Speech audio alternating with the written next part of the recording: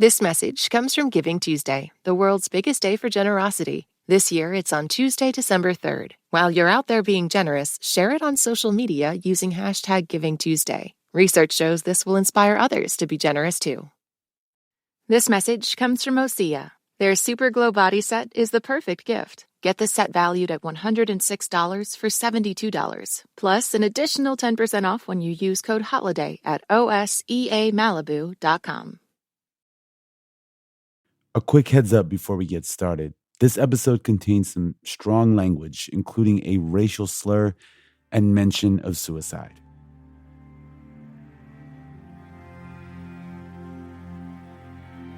Until the moment comes when we, the Americans, we, the American people, are able to accept the fact that I have to accept, for example, that my ancestors are both white and black, that on that continent we are trying to forge a new identity for which we need each other. Until this moment, there is scarcely any hope for the American dream, because the people who are denied participation in it, by their very presence, will wreck it. And if that happens, it's a very grave moment for the West. Thank you.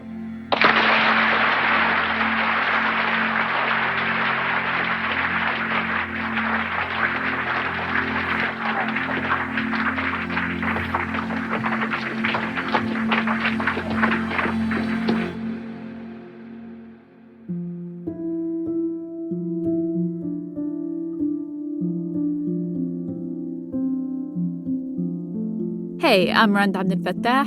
I'm Ramtin Arablouei. And this week on Throughline from NPR, we'd like to revisit an episode we think is timely, The Shadow of James Baldwin.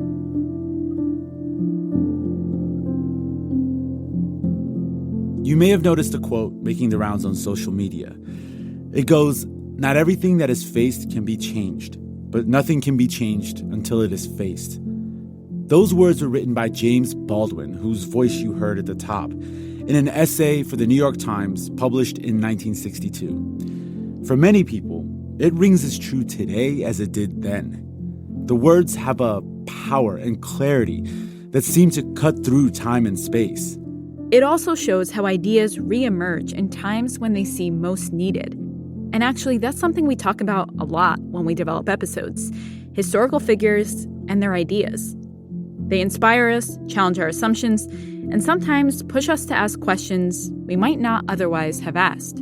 So what we're going to do is bring you with us into the conversations we have with historians and writers about historical figures and their philosophies. Where we'll go on a trip into the history of an idea or a person that's urgent and vital to understanding our world. And what better way than to look at the philosophy of James Baldwin, a writer who used the power of his words to confront in order to connect, something we can relate to today. Baldwin was an insightful commentator on Black identity, American democracy, and racism. He saw something deep and ugly and stubborn in American culture, and he never hesitated to call it by its name, to bear witness regardless of what it cost him. Baldwin was a Black man, he was gay, and he was active from the 1940s to his death in 1987. He's still considered one of the greatest American writers of the 20th century. His story is amazing, but that isn't what we're going to focus on in this episode. We're going to meet someone who spent his career diving into the meaning and purpose of James Baldwin's work, of his ideas. Someone who can help us see the world through his eyes, so that maybe, just maybe, we can gather a little more strength to face the things that must be changed in ourselves and our culture.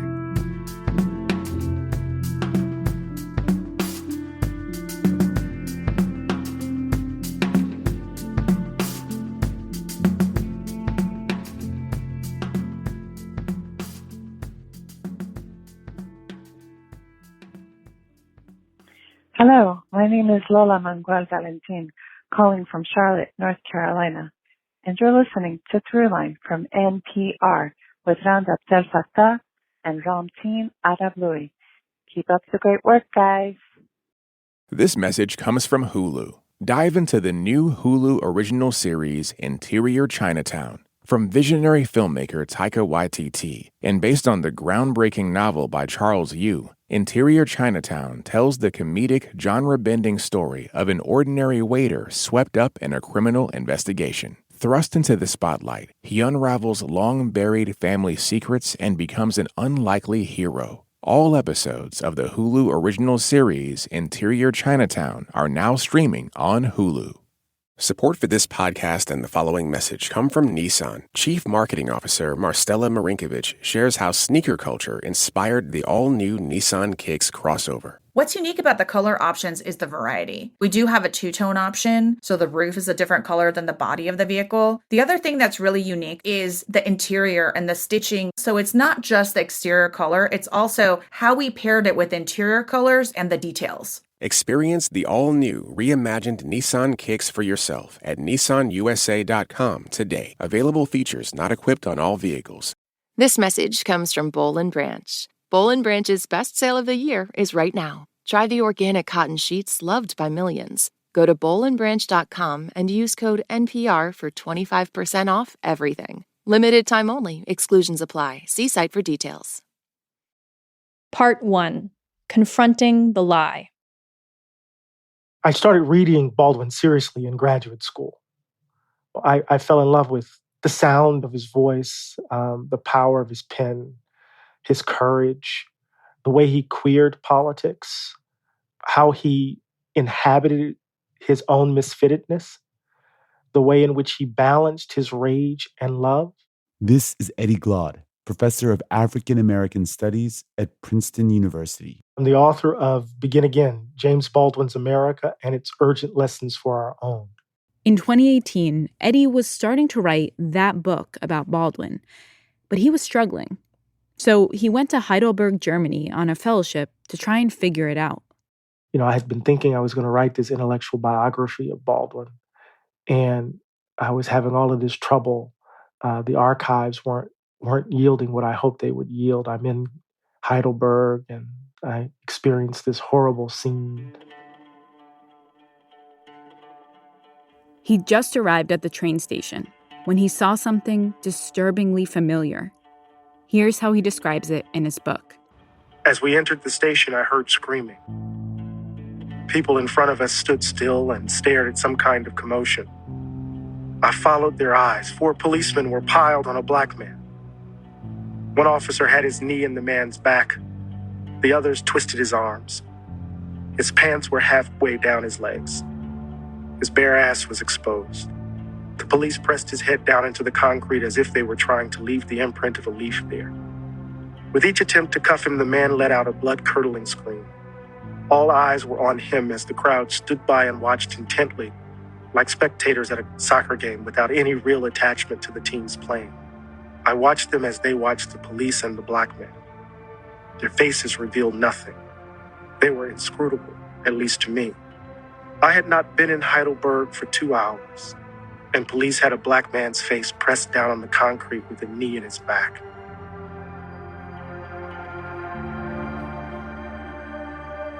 The intensity of that scene snapped things into focus for Eddie.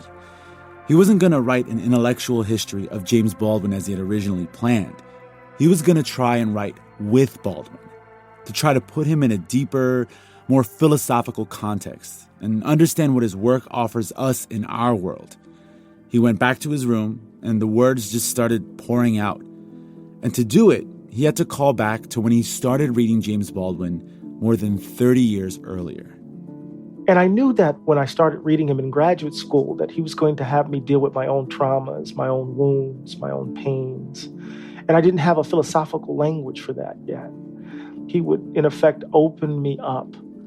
And then I would have to deal with the fact, and it is a disturbing fact in some ways, that I am and remain a vulnerable little boy. But in order for me to say anything substantive about the world, I would have to confront that vulnerable little boy,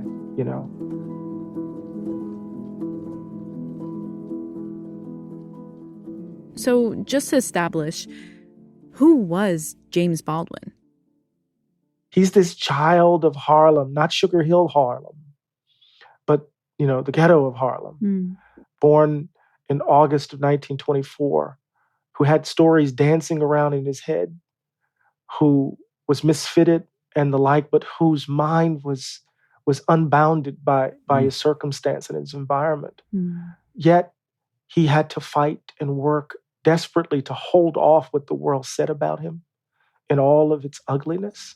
And he willed himself into becoming one of America's most amazing and accomplished writers. I think he's this mixture of Henry James, Malcolm X, and Freud.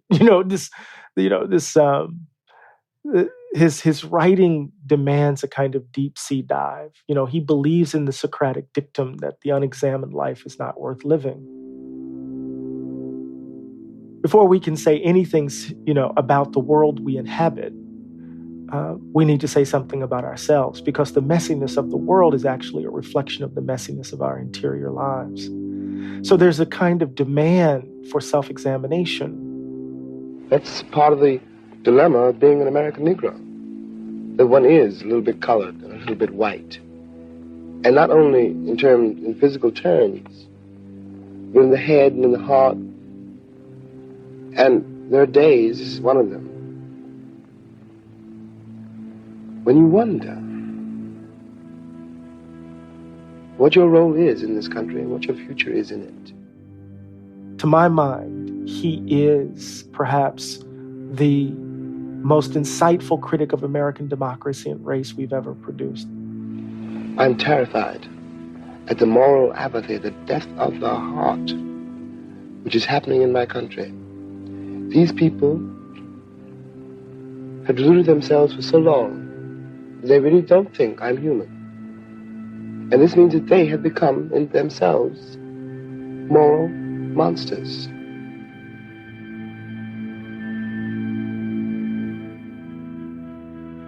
In the book, you kind of refer to this notion that there's a kind of lie at the center of America's self-image. And it's something that comes out in your voice and also in the kind of Baldwin's observations. What is that lie, and how does it apply today? Yeah, so the lie is what I call the value gap. And that is the belief that white people matter more than others.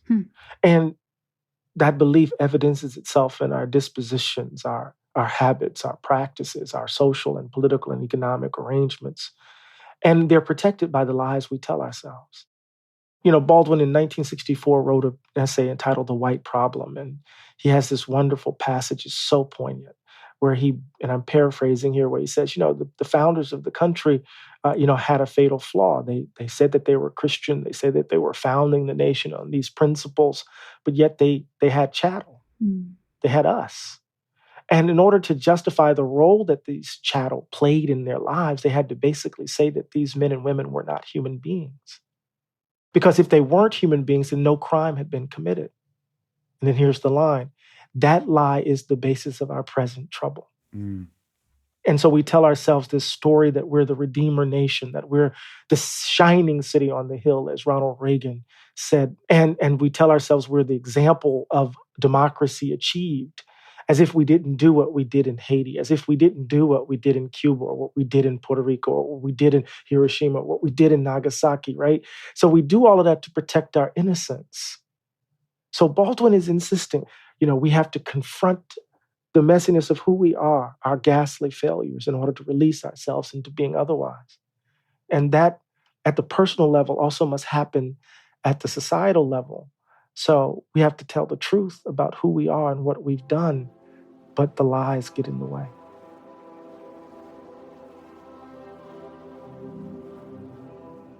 Those lies that, as you say, we tell ourselves personally and socially, like as a society, we tell ourselves. On the one hand, it's that sort of self-preservation reflex that we have on both that sort of micro and macro level. And it just makes me think, there's a certain vulnerability that it takes to own up to a lie and to look it straight in the eye and say, this is not the truth. Yeah. And so in some ways, that process of confrontation that you yourself, it seems, had to go through just to tackle this subject is also sort of a process of confrontation that Baldwin was saying the country needed to experience. Yeah, it's confrontation is also a sign of maturity, where we've grown into the resources requisite to do it honestly. He has this line, and I'm paraphrasing again, is that, the trouble we're in is deeper than we thought because the trouble's in us. You're so right to say that we have to confront it. It requires, being willing to be vulnerable.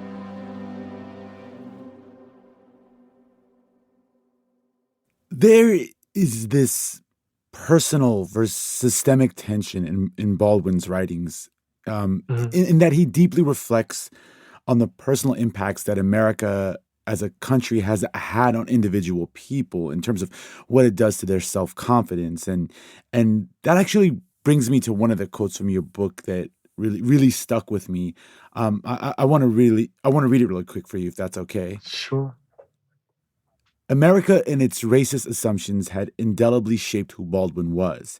But he insisted, we are not the mere product of social forces. Each of us has a say in who we take ourselves to be. No matter what America said about him as a Black person, Baldwin argued, he had the last word about who he was as a human being and as a Black man. Just as we must examine our individual experiences and the tears that shape how we come to see ourselves together as a country, we must do the same. The two are bound together. What I love is while it's deeply personal, it's very much examining the systemic of the broader responsibility of the country, of its government, of its policies. Today, there seems to be a real tension between those things for many people. With the popularity of a book like Robin DiAngelo's White Fragility, where there is this very direct pointing at individuals around individual kind of responsibility. What do you think Baldwin would have made of that tension today? Well, so one of the most powerful things about Baldwin is that he goes to the interior not to stay there, but as the launching pad to go outward. So the interior is the basis for moving to a broader form of social criticism. Some people will move from social criticism to the interior, and you end up with this kind of narcissistic kind of account, where it's just simply, about the individual and their own pain and suffering, right? For Jimmy, that individual pain, as early as reading Notes of a Native Son, right, where you end with him at the funeral of his stepfather, with the birth of his youngest sister, and him leaving to get ready to go to Paris, and of course, the riots in New York. So there's a way in which the autobiographical is the kind of point of entry to the broader social context. I think that's really important in our own moment, because we live in a moment that's so driven by our own individual brands, right? Our social media platforms, our micro reality shows, right? It's very difficult for us to move outside of our own selves into a broader understanding of our genuine relationship with others. Yeah. What would he make of something like White Fragility? What would he make of something like How to Be an Anti-Racist? Look, those sorts of books have their place, but we're talking about something deeper. Jim, what do you see deep in the recesses of your own mind as the future of our nation? Well, I'm both glad and sorry you asked me that question. I'll do my best to answer it. I can't be a pessimist because I'm alive. To be a pessimist means that you have agreed that human life is an academic matter. When Jimmy says choose life, don't wallow in the illusion. Don't settle for safety. That's not about a how-to manual. That's not about a corporate strategy for dealing with difference in your midst. The point here is to choose life is a deeper existential question about who do you take yourself to be. Now, the artist, no matter how he sounds, is by definition a religious man, believing that we can create and transcend all our gods. That it is entirely up to us, it is the work of human beings, to make the world more human. We travel and we move around the surfaces, right? Because we're afraid of what's in the dark cellar. We don't want to look the terror squarely in the face. But, America's like Never Land. We all want to be lost boys and girls where we don't want to be responsible or accountable. We rather be safe and secure in our innocence. One of the things which most afflicts this country is that white people don't know who they are or where they come from. And that's why you think I'm a problem. But I am not the problem. Your history is. And as long as you pretend you don't know your history, you're going to be the prisoner of it. And, it's that moment in Baldwin's The Fire Next Time where he says, people either don't know or they don't want to admit, in effect, what's happened to thousands of their countrymen. And he said, you can't be innocent in the face of that. The innocence is the crime. When, quote unquote, white people talk about progress in relationship to black people, all they are saying and all they can possibly mean by the word progress is how quickly and how thoroughly I become white. I don't want to become white. I want to grow up, and so should you. So America's not unique in its sins, right? We may be unique in the efficient way in which we deny them.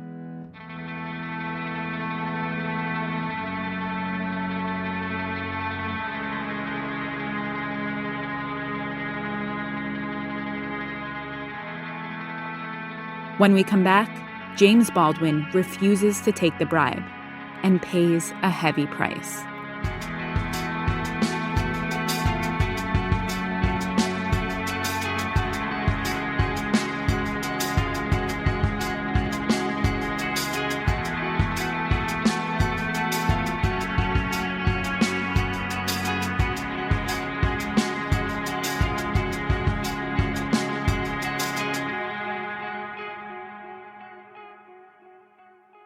This is Charlene Reese from Mesquite, Texas, and you're listening to Throughline from NPR. We just want to take a moment to shout out our Throughline Plus subscribers. Thank you so much for your support. If you don't already know, subscribing to Throughline Plus means you get to listen to our show without any sponsor breaks. And you also get access to special bonus episodes where we take you behind the scenes, introduce you to our amazing producers, and tell you about how we make the show. To get these awesome benefits and support our work here at NPR, head over to plus.npr.org/throughline.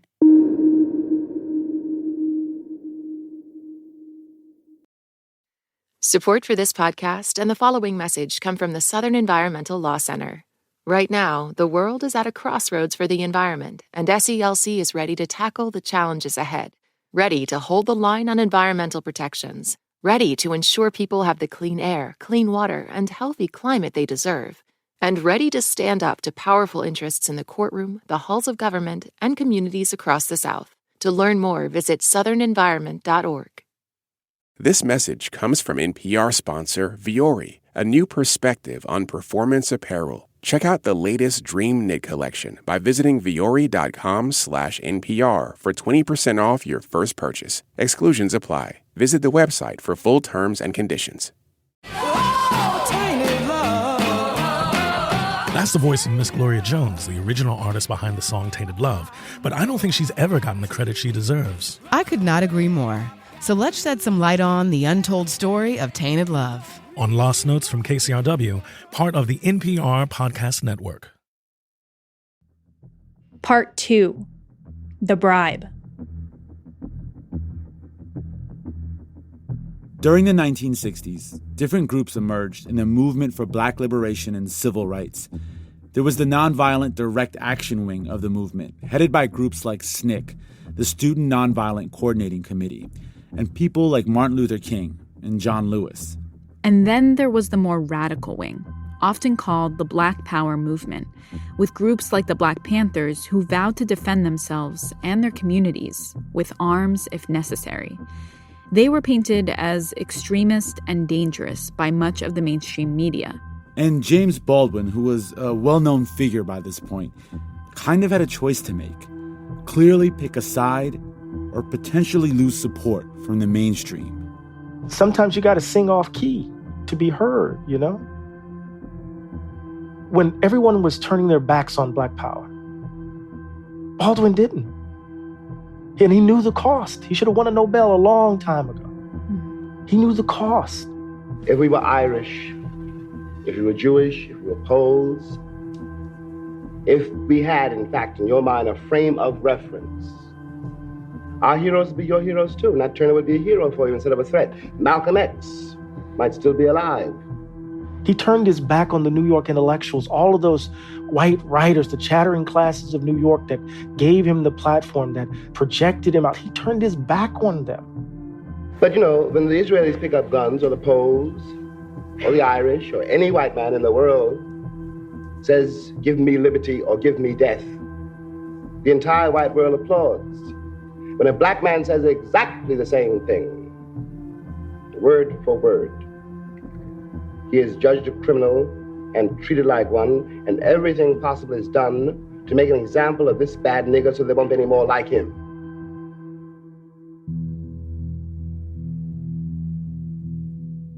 When he told those young college students at Howard University in 1963, if you promise your elder brother that you will never believe what the world says about you, I promise you that I will never betray you.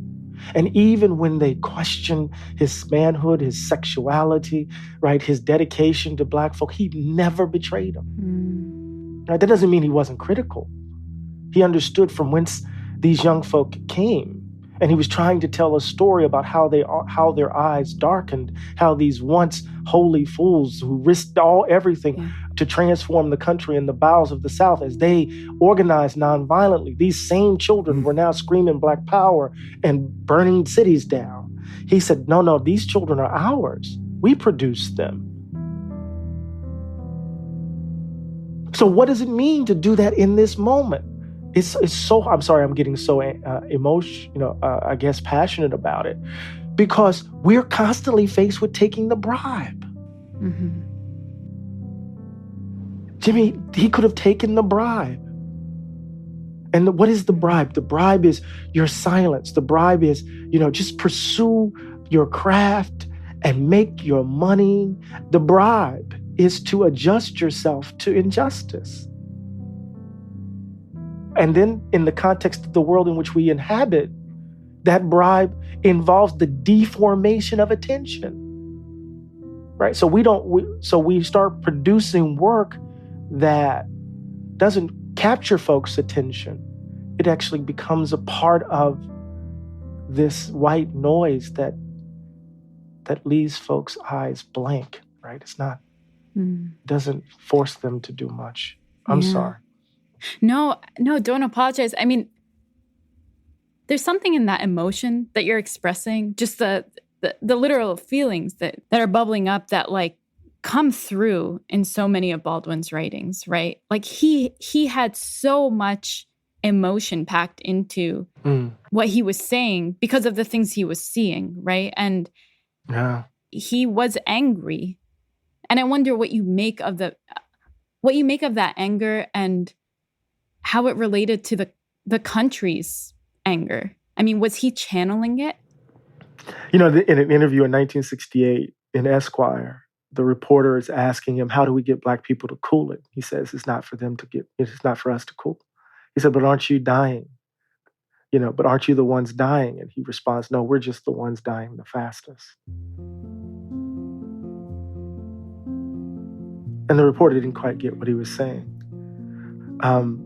We tend to think of the Black Power movement and the Civil Rights movement as if they were wholly separate, as if the people who inhabited Black Power, who advocated for Black Power, weren't at some point risking their lives just a few years earlier engaged in nonviolent protest in Selma. Stokely Carmichael was one of the most brilliant nonviolent organizers in the movement. What happened to him? Right? John Lewis wasn't just simply this man who risked everything on the Edmund Pettus Bridge. He was the chairperson of SNCC, from 1963 to 1966. But these movements are continuous. They're linked. The rage, the anger. If you weren't angry, what the hell was wrong with you? So I think for me, he gives me license to be rageful. And then he says, if you're not rageful, then what is wrong? What is wrong?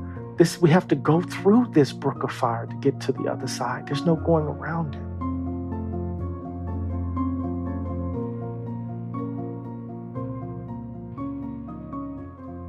Throughout the book, just to follow up on that, there is this feeling that while he holds that rage, as you just said, he's also capable of simultaneously understanding that the white citizens of the United States who are responsible for the state of, play a major role and responsible for the state of racism and the system in America, he also holds a deep love and a sense of brotherhood and sisterhood for those people. And do you think part of the reason he was able to do that so well, beyond just his ability to write and think, was that he was a witness and not necessarily a participant, in the sense that he wasn't an activist. He intentionally chose to be a witness, to bear witness, to document in a lot of ways what he was seeing. What does that tell us about kind of where, many of us sit? And do you think that was what really enabled him to kind of really be able to balance those heavy emotions? I don't know, to be honest with you. There is a sense in which, Baldwin is the poet in the Emersonian sense. Baldwin never gave up on the fundamental sacrality of human being. We're all sacred. And then that line where he says, I want us to do something unprecedented, and that is to create a self without the need for enemies. Mm-hmm. Oh, my Lord. Every time, I just love that line. So part of what he's saying, I know I'm going around in circles. He's saying that what white supremacy does, it not only causes all of this hell for me and how I have to raise my children and live my life, it is literally deforming and disfiguring the character of the people who embrace it. Your character is fundamentally affected by all of this. Can't you see? I think that you and I might learn a great deal from each other if you can overcome the curtain of my color. This country is mine, too. I paid as much for it as you. White means that you are European still. And black means that I'm African. And we both know, we've both been here too long. You can't go back to Ireland or Poland or England, and I can't go back to Africa. And we will live here together, or we'll die here together. And it's not I am telling you. Time is telling you. You will listen or you will perish. And what he's warning us is not to fall into the trap, because if it disfigures them, if we buy into his logic, it will disfigure us. We can't release the trap, man. But we also can't fall into this stuff of sentimentality either. But anyway. Jimmy.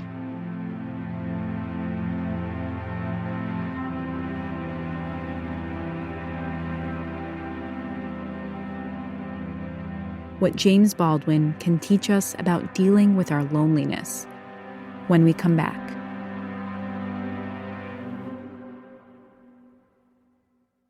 Hey, what's up? This is J.P. Williams calling from Zurich, Switzerland, and you're listening to Throughline on NPR.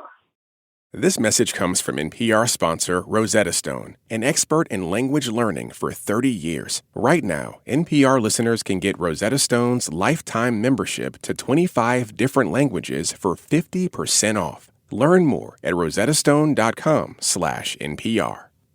This message comes from Sun and Ski Sports, where Black Friday deals offer up to 50% off top outdoor brands. Shop exclusive in-store offers or explore sunandski.com. Find yourself outside with Sun and Ski Sports. Part 3. The Elsewheres. Throughout his life, James Baldwin felt the solitude of being an outsider. He was a nomad, spending many years living abroad in France and other parts of Europe.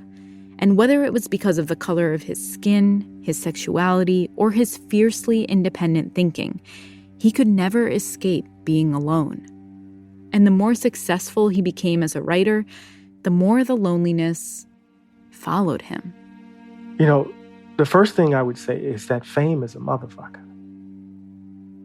You know? But I chose the photo, the image for the cover precisely for this reason. It comes from Sadat Bikai's haunting and beautiful short film, From Another Place. And he's sitting in an old tea house in Bebek in Istanbul. And in the film, he's surrounded by people, but his eyes betray the company. Mm-hmm. He's looking elsewhere. He's in a fragile place in that moment in his life, even though he's in the company of others. Loneliness is his companion because he has to get his work done. Mm-hmm. But I also say that, you know, we have to find our elsewheres.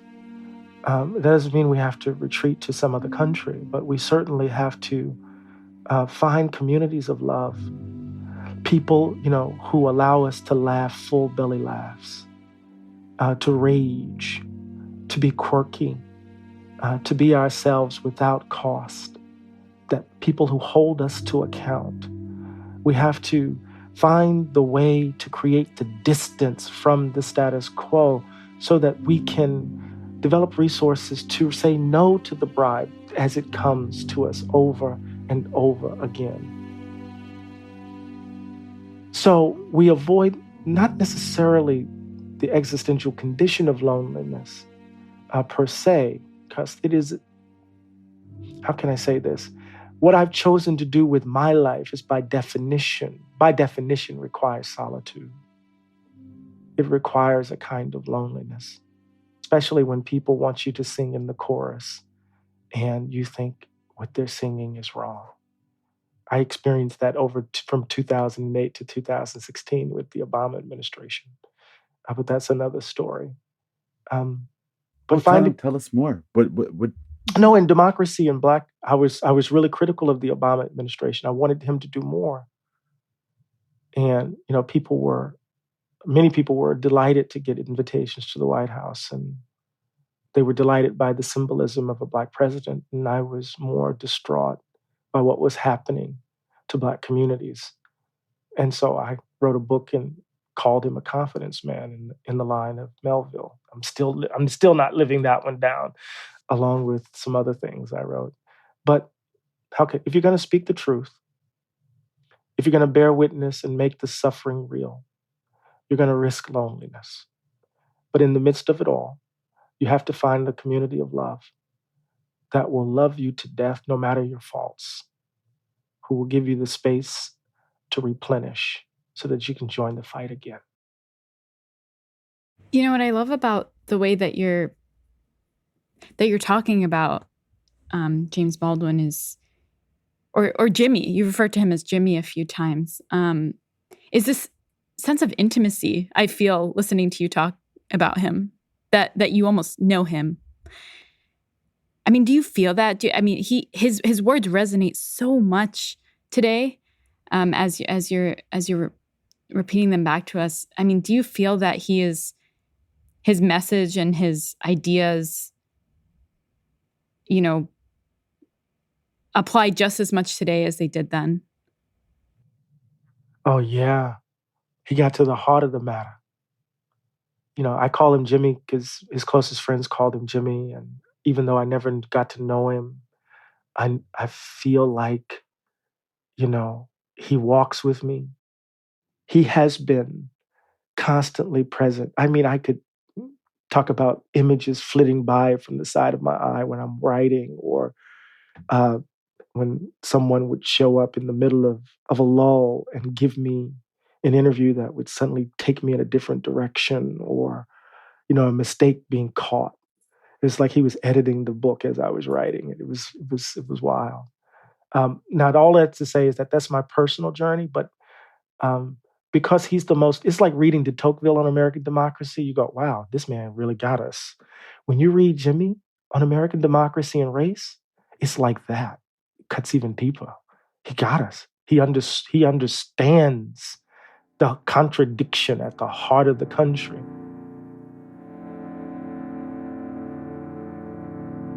What is it you wanted me to reconcile myself to? I was born here almost 60 years ago. I'm not going to live another 60 years. You've always told me it takes time.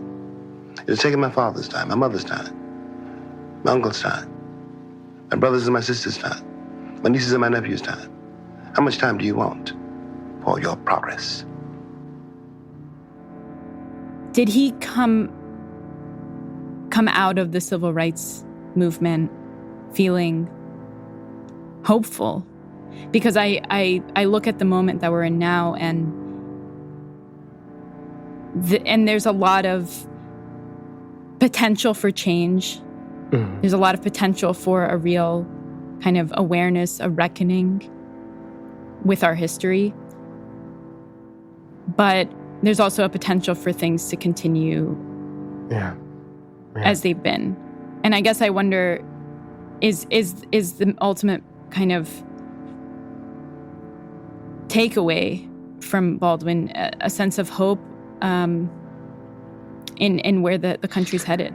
You know, that's a great question, and in some ways it's a question that is in part the motivation for writing the book, because I focus on the later Jimmy Baldwins. I focus on his later work for a reason, because he witnessed the country turn its back on the civil rights movement. You know, they murdered the apostle of love. They assassinated Dr. King. He collapsed, tried to commit suicide in 1969. So he was despairing, disillusioned, but he had to pick up the pieces. He had to bear witness, because he also saw the country elect Ronald Reagan. And Reagan for black activists during this period was as bad, if not worse, than George Wallace. And they were calling him the Redeemer in Chief. This was the man who led the hunt, that destroyed the Black Panther Party. This was the man who put Angela Davis in effect on the FBI Most Wanted list. This was the man who despised the poor in California, as Baldwin put it. He became the avatar of all of those who rejected and resisted the Great Society and the Civil Rights Movement, and the country elected him, this B-list Hollywood actor. He was their latest fantasy. Sounds like an echo. We live in a moment similar. And so Baldwin, in that moment, said the country had turned its back on it, on the possibility of being otherwise. And so he had to figure out how to pick up the pieces so that we could push this damn boulder up the hill again.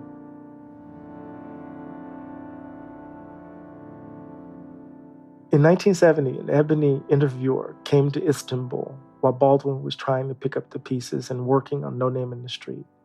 And he asked him about hope. And Jimmy, who is barely keeping it together, although he's in a community of love, offers the advice that I found in the ruins and in the rubble that I offer us today. Hope is invented every day. Hope is invented every day. And so I'll say this really quickly. There's reason to think that we are on the precipice of change. But there's no guarantee. But wherever human beings are, we at least have a chance. Because we're not only disasters, we're also miracles.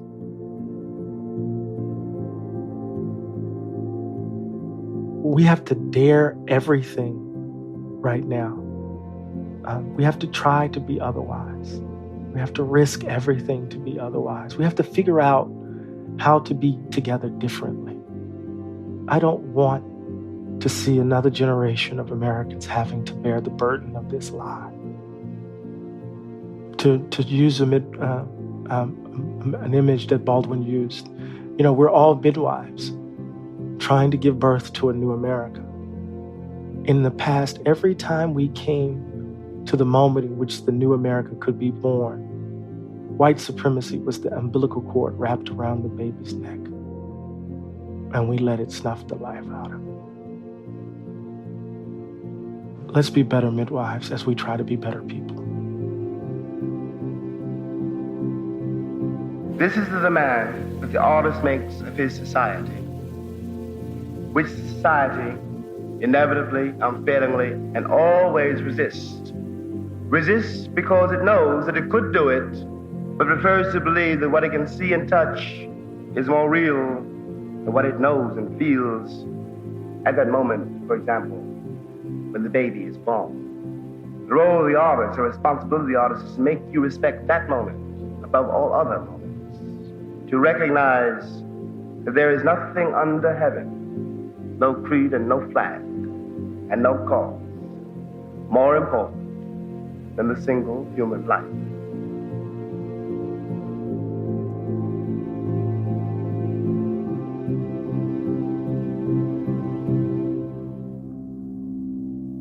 Eddie Glaude is a professor at Princeton University and author of Begin Again, James Baldwin's America and its urgent lessons for our own.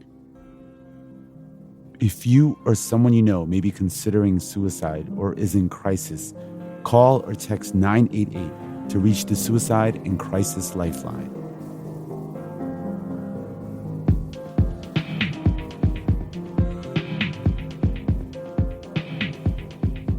That's it for this week's show. I'm Ramtin Arablouei. I'm Rand Abdel Fattah, and you've been listening to Throughline from NPR. This episode was produced by me. And me, and Jamie York, Lawrence Wu, Lane Kaplan-Levinson, Julie Kane, Kia Miaka Natisse, Victoria Whitley-Berry. Fact-checking for this episode was done by Julia Wool and Greta Pittenger from the NPR RAD team. Thanks also to Camille Smiley and Anya Grunman. Our music was composed by Ramtin and his band, Drop Electric, which includes Naveed Marvi, Sho Fujiwara, Anya Mizani. Also, we would love to hear from you. This year on Throughline, we'll be taking a close look at the past, present, and future of amendments to the U.S. Constitution.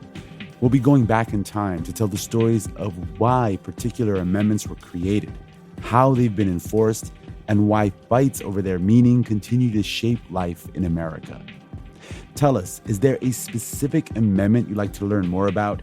Maybe it's the story behind an amendment you already find fascinating, something in the Bill of Rights that makes you scratch your head, or a proposed amendment that was never ratified.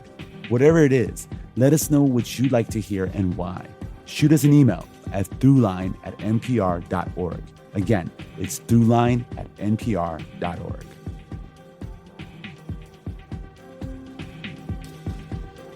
Thanks for listening.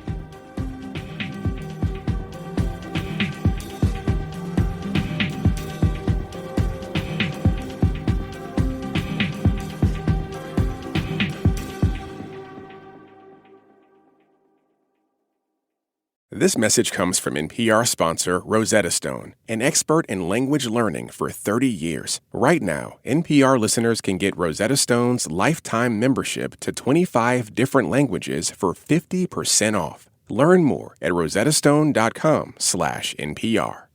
This message comes from REI Co-op. From early morning runs to last-minute trips, make time to opt outside. When you're ready, REI has your gear, clothing, classes, and advice. Visit rei.com/opt-outside. Ever wondered where to find the best dumplings in town? Curious about ATL's obsession with lemon pepper? Join us on Savory Stories, a new podcast as we track Atlanta's food stories, shedding light on the city's incredible culinary treasures and demystifying stereotypes around food. Listen to Savory Stories on WABE, part of the NPR Podcast Network.